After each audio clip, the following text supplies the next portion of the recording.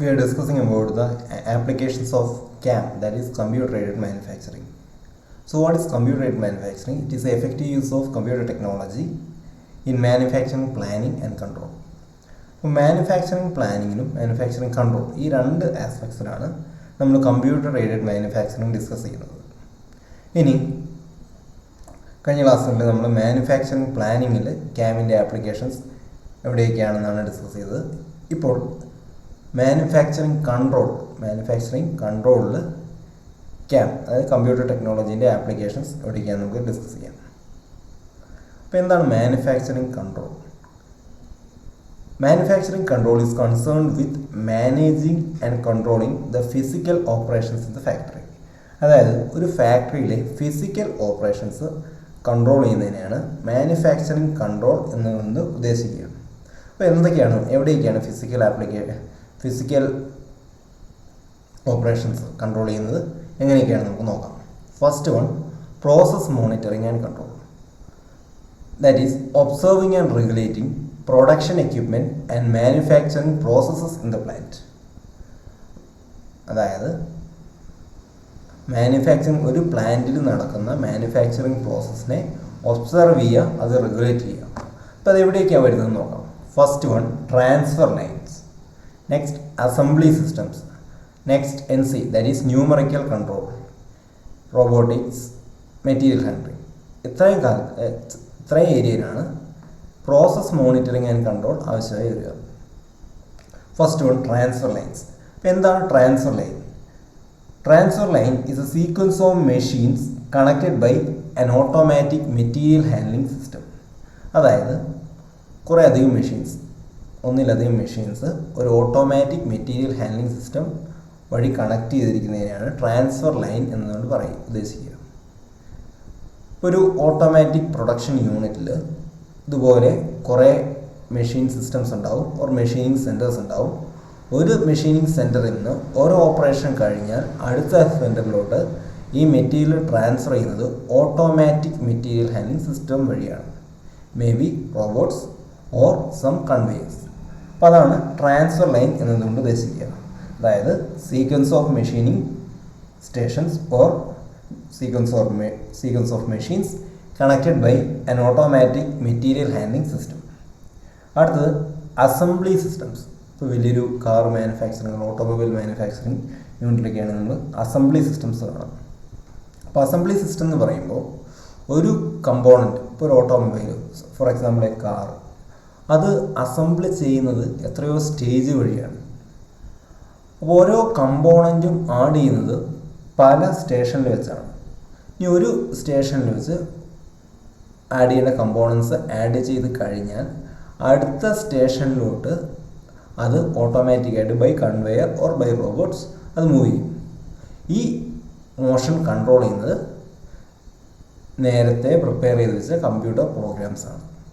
അതാണ് അസംബ്ലി സിസ്റ്റംസിൽ ക്യാമിൻ്റെ ഫങ്ഷൻ. അടുത്തത് NC, that is numerical control. നമ്മൾ CNC മെഷീനിനെ കുറിച്ചൊക്കെ മുമ്പ് പറഞ്ഞിട്ടുണ്ട്. അപ്പോൾ NC എന്ന് പറഞ്ഞാൽ numerical control. Complex geometries machine ചെയ്യുന്നത്, suppose an engine block complex ജോമെട്രിയാണ്. ഇവിടെ ടൂൾ മോഷൻ കൺട്രോൾ ചെയ്യുന്നത്, ടൂളിൻ്റെ മൂവ്മെൻറ്റ് കൺട്രോൾ ചെയ്യുന്നത് ഡിസൈൻ ചെയ്ത, അതായത് ഓൾറെഡി ഫോം ചെയ്ത് വെച്ച കമ്പ്യൂട്ടർ പ്രോഗ്രാംസ് ആണ്. ഏത് ടൂള് സെലക്ട് ചെയ്യണം, ടൂളിൻ്റെ സ്പീഡ്, ഡെപ്ത്ത് എല്ലാം കൺട്രോൾ ചെയ്യുന്നത് ഈ നേരത്തെ ഡിസൈൻ ചെയ്ത് വെച്ച കമ്പ്യൂട്ടർ പ്രോഗ്രാംസാണ്. അതാണ് ക്യാമിൻ്റെ അടുത്തൊരു ആപ്ലിക്കേഷൻ. പ്രോസസ് മോണിറ്ററിങ് ആൻഡ് കൺട്രോളിലെ ക്യാമിൻ്റെ ആപ്ലിക്കേഷൻ ആണ് കമ്പ്യൂട്ടർ എയ്ഡഡ് മാനുഫാക്ചറിങ്. അതായത് computer system process monitoring and കൺട്രോളിൽ ഏതൊക്കെ ഏരിയയിൽ ഉപയോഗിക്കുന്നതാണ് നമ്മൾ പറയുന്നത്. അടുത്ത റോബോട്ടിക്സ്. അസംബ്ലി സ്റ്റേഷൻസിലറിയാം, ഓട്ടോമാറ്റിക് പ്രൊഡക്ഷൻ സെൻറ്റേഴ്സിലറിയാം, ഒരു കമ്പോണൻറ്റ് ലിഫ്റ്റ് ചെയ്ത് അടുത്ത സ്ഥലത്തോട്ട് വെക്കുന്നത് ഓർ ചിലപ്പോൾ സ്ക്രൂസും നട്ട്സൊക്കെ ഇടുന്നത്, അസംബ്ലി ചെയ്യുന്നത് തന്നെ, ചില കമ്പോണൻസ് അസംബിൾ ചെയ്യുന്നത് റോബോട്ട്സാണ്. അപ്പോൾ റോബോട്ട്സിൻ്റെ മോഷൻ കൺട്രോൾ ചെയ്യുന്നത് ഈ കോർഡിനേറ്റ്സ് XYZ കോർഡിനേറ്റ്സ് വെച്ച് ആ കോർഡിനേറ്റ്സ് യൂസ് ചെയ്ത് ഓൾറെഡി ഫോം ചെയ്ത് വെച്ച ഓൾറെഡി ഡിസൈൻ ചെയ്ത് വെച്ച കമ്പ്യൂട്ടർ പ്രോഗ്രാംസാണ്. അടുത്തത് മെറ്റീരിയൽ ഹാൻഡ്ലിംഗ്. നമ്മൾ അസംബ്ലി ലൈനിനെ കുറിച്ച് പറഞ്ഞു. ഇപ്പോൾ മെറ്റീരിയൽ ഹാൻഡ്ലിംഗ് നമ്മൾ ആദ്യം വരുമ്പോൾ മനസ്സിലോട്ട് വരുന്നത് കൺവെയർ സിസ്റ്റംസ് ആണ്. അതായത് കൺവെയർ വഴിയാണ് ഓരോ സ്റ്റേഷനിൽ നിന്ന് ഒരു സ്റ്റേഷനിൽ നിന്ന് അടുത്ത സ്റ്റേഷനിലോട്ട് മെറ്റീരിയൽ മൂവ് ചെയ്യുക, കൺവെയർ വഴിയാണ്. ഇപ്പോൾ ഒരു മെറ്റീരിയൽ കണ്ടിന്യൂസ് മൂവ് ചെയ്യുമ്പോൾ ഓരോ സ്റ്റേഷനിൽ, സപ്പോസ് അസംബ്ലി സിസ്റ്റമാണെന്ന് കരുതുക, ഓരോ സ്റ്റേഷനിൽ അത് നിൽക്കണം. ഇനി നിന്ന് അവിടെ ചെയ്യേണ്ട പ്രോസസ്സ് കംപ്ലീറ്റ് ചെയ്തിട്ട് വേണം അടുത്ത സ്റ്റേഷനിലോട്ട് അത് മൂവ് ചെയ്യാൻ. അപ്പോൾ അവിടെ ഉള്ള ഒരു സ്റ്റേഷനിൽ ഒരു പാർട്ട് വന്ന് എത്ര നേരം നിൽക്കണം എന്ന് ഡിറ്റർമൈൻ ചെയ്യുന്നത് കമ്പ്യൂട്ടർ പ്രോഗ്രാംസാണ്. അപ്പോൾ ഇത്രയും ഏരിയയിലാണ് നമ്മുടെ ക്യാമിൻ്റെ, അതായത് computer technology process monitoring and കൺട്രോളിൽ സഹായിക്കുന്നു. അടുത്തത് ക്വാളിറ്റി കൺട്രോൾ. എന്താണ് ക്വാളിറ്റി കൺട്രോൾ നോക്കാം. Quality control includes variety of approaches to ensure highest possible quality levels in the manufactured product. അതായത് ഓരോ സ്റ്റേജിലും ഒരു പ്രോഡക്റ്റ് മാനുഫാക്ചറിങ്ങിൽ ഓരോ സ്റ്റേജിലും ക്വാളിറ്റി അസസ് ചെയ്യുന്നു. അപ്പോൾ അതിന് ഓരോ സ്റ്റേഷൻസിലും ഇപ്പം ഓട്ടോമാറ്റിക് ക്വാളിറ്റി ചെക്കിംഗ് സെൻറ്റേഴ്സ് ഉണ്ടാകാം, ഇപ്പോൾ ഹാർഡ്നെസ് ടെസ്റ്റിംഗ് സെൻറ്റേഴ്സ് ഉണ്ടാകാം. ഓക്കെ, ടെസ്റ്റിംഗ് സെൻറ്റേഴ്സ് ഉണ്ടാകും. ആ ഓരോ സ്റ്റേജിലും, പ്രൊഡക്ഷൻ്റെ ഓരോ സ്റ്റേജിലും ക്വാളിറ്റി അസസ് ചെയ്യുക. അതാണ് ഓട്ടോമാറ്റിക് ക്വാളിറ്റി കൺട്രോളിൻ്റെ ഫംഗ്ഷൻ. അടുത്തത് ഷോപ്പ് ഫ്ലോർ കൺട്രോൾ.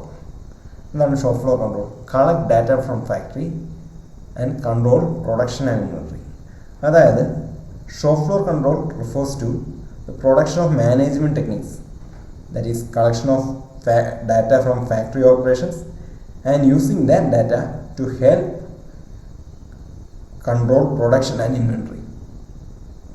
ഒരു ഫാക്ടറി ഓപ്പറേഷൻസിൽ നിന്ന് ഡാറ്റ കളക്ട് ചെയ്യുക, മീൻസ് നമ്മുടെ റേറ്റ്, പ്രൊഡക്ഷൻ റേറ്റ് കൺസിഡർ ചെയ്യുക, പ്രൊഡക്ഷൻ റേറ്റൊക്കെ കാൽക്കുലേറ്റ് ചെയ്യുക. എന്നിട്ട് ആ ഡാറ്റയിൽ നിന്ന് നമുക്ക് പല കാര്യങ്ങൾ അനലൈസ് ചെയ്യാനുണ്ട്. അതായത് mostly related to inventory. Inventory എന്ന് പറഞ്ഞാൽ എന്താണ്? നമ്മുടെ റോ മെറ്റീരിയൽ സ്റ്റോക്ക്.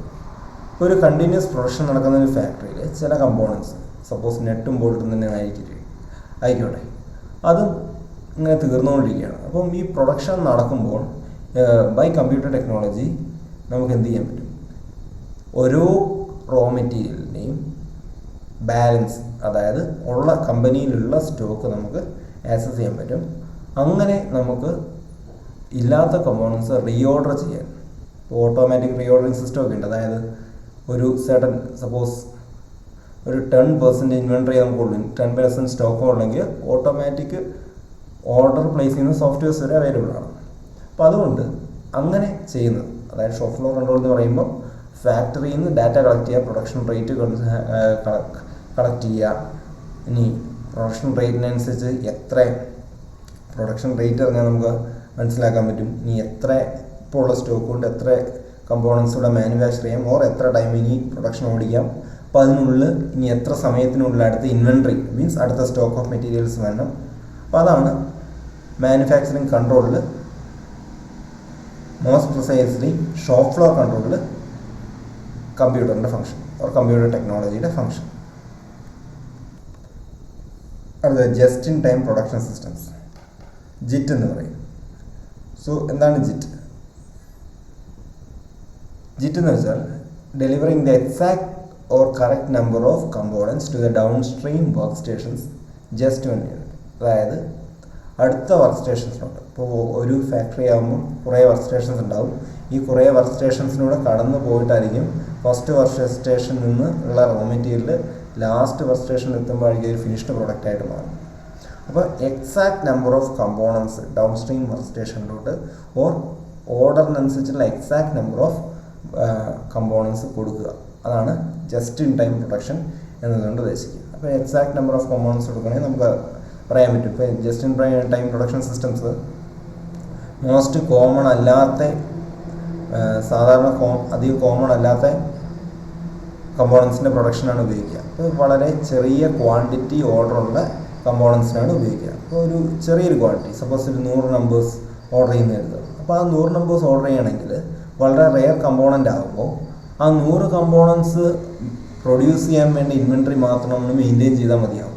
കാരണം ഓവർ ഇൻവെൻട്രി മെയിൻറ്റെയിൻ ചെയ്യണം, means over stock material, raw material stock, ആ പർട്ടിക്കുലർ കമ്പോണൻറ്റിന് ഓവർ സ്റ്റോക്ക് മെയിൻറ്റെയിൻ ചെയ്യുന്ന മൂലം ഇനി അതുപോലെ ഒരു ഓർഡർ അടുത്ത് ലഭിച്ചില്ലെങ്കിൽ ഈ ഇൻവെൻട്രി പെരിഷാവും, മീൻസ് അത് കീപ്പ് ചെയ്യാൻ ബുദ്ധിമുട്ടാണ്, ചിലപ്പോൾ കൊറോഷൻ പോലത്തെ കേടുപാടുകളൊക്കെ സംഭവിക്കും. അപ്പോൾ just in time production system എന്ന് പറയുമ്പോൾ deliver exact correct number of components to the down stream work stations just one need. അതായത് ഒരു പുറത്തുനിന്നൊരു വെൻഡറല്ല,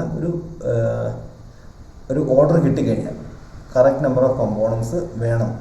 അയാൾക്ക് സപ്പോസ് ഒരു 100 കമ്പോണൻറ്റ് വേണം എന്നുണ്ടെങ്കിൽ ആ 100 കമ്പോണൻറ്റ് മാത്രം എക്സാക്റ്റ്, മീൻസ് അത്രയും റോ മെറ്റീരിയൽസ് മാത്രം മെയിൻറ്റെയിൻ ചെയ്ത് അത്രയും exact number of components produce ചെയ്ത് കൊടുക്കുന്നതിനാണ് just in time production systems എന്ന് പറയുക.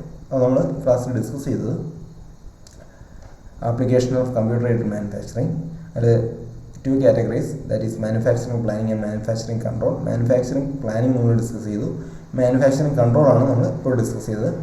അതിൻ്റെ area of applications process monitoring and control, quality control, shop floor control, inventory control and just in time production systems. ഇത്രയാണ് നമ്മൾ discuss ചെയ്തത്. Thank you.